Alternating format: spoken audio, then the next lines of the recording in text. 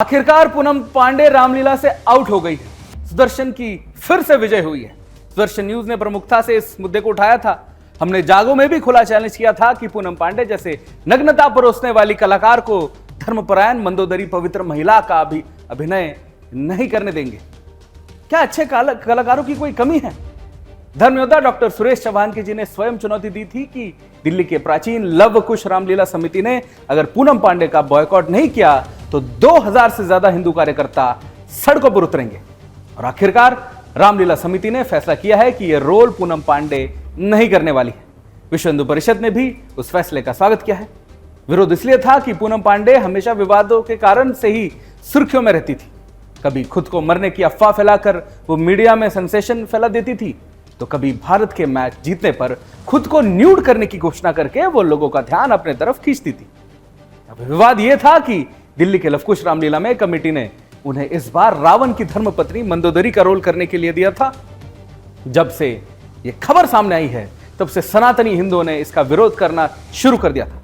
लोगों का साफ कहना था कि यह हमारी आस्था का अपमान है। एक अश्लील कंटेंट बनाने वाली बी ग्रेड हीरोइन को एक पतिव्रता नारी का रोल देकर हिंदुओं की आस्था और सामाजिक ताने बाने पर हमला है। हालांकि भारी दबाव के चलते कमेटी ने इस निर्णय पर दोबारा से विचार किया और हिंदू की भावनाओं का सम्मान करते हुए पूनम पांडे को रामलीला में मंदोदरी के किरदार से हटा दिया है। यह सनातन की जीत है, सुदर्शन की जीत है और आपकी जीत है। लवकुश रामलीला समिति के फैसले को सुदर्शन की जीत के तौर पर देखा जा रहा है। हमने पूरी मुखरता से पूनम पांडे का विरोध किया था। अब चूंकि पूनम पांडे को रामलीला से हटा दिया गया है तो धर्मयोद्धा डॉक्टर सुरेश चौहान जी ने इस फैसले का स्वागत किया है। आइए देखते हैं क्या है उनकी प्रतिक्रिया। पहले तो मैं सभी हिंदुओं का धन्यवाद व्यक्त करूंगा जिन्होंने इस मुहिम में हमारा साथ दिया और इस आंदोलन का परिणाम ये रहा कि समिति को झुकना पड़ा और रामलीला का दूसरा दिन है। अभी तक उन्होंने उनको नहीं हटाया था, लेकिन आज हमने घोषणा कर दी थी दोपहर को 1 बजे कि अगर शाम तक आज हटाने की घोषणा नहीं हुई तो 2000 हिंदुओं के साथ हम वहाँ पहुँच जाएंगे। उसके बाद वो जिम्मेवार होंगे। तो उसके बाद पुलिस ने भी हस्तक्षेप किया, विश्व हिंदू परिषद भी समर्थन में आ गई और भी लोग सामने आ गए और उसके बाद पूनम पांडे को उससे हटाया गया। देखिए, हमारे यहाँ वाल्या कोड़ी को वाल्मीकि होने का अधिकार है, लेकिन उसकी एक प्रक्रिया है, रास्ता है और उस प्रक्रिया से गुजर के कोई जाता है तो चलेगा। लेकिन स्टंटबाजी, नौटंकी करके अगर आप पब्लिसिटी पाने के लिए कुछ कर रहे हैं तो उसका धर्म का दुरुपयोग हम नहीं करने देंगे।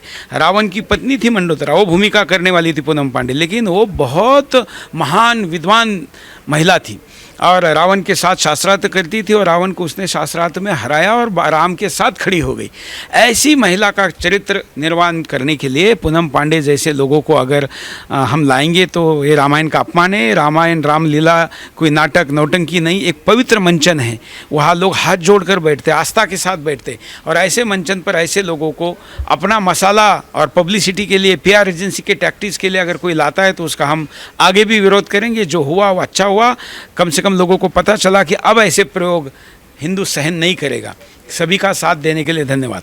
विश्व हिंदू परिषद ने भी लवकुश रामलीला समिति के इस फैसले का स्वागत किया है और धन्यवाद दिया है।